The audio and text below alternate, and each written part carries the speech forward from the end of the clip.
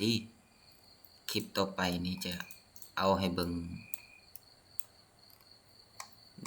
ภายในของเรือนก็คือโจทย์ของเฮาหั่น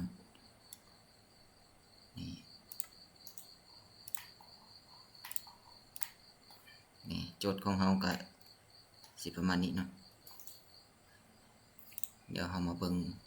ชั้นหนึ่งก็จะมีเรือนครัวห้องครัวเนาะแล้วก็ห้องโถง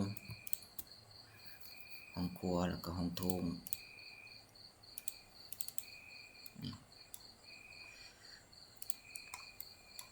มีห้องครัวนี่ห้องครัวด้านหลังนี่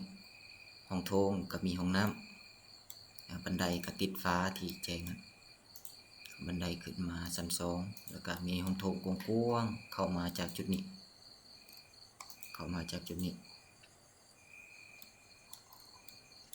แล้วพอห้องโถงอันนี้ก็ห้องรับแขกแล้วอันนี้ห้องน้ำย่างเข้าไปด้านล่างก็มีประตูสไลด์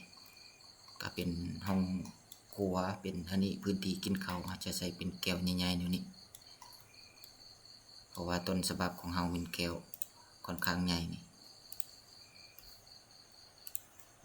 แก้วค่อนข้างใหญ่เลยใส่หมดลังนี่เป็นแก้วใหญ่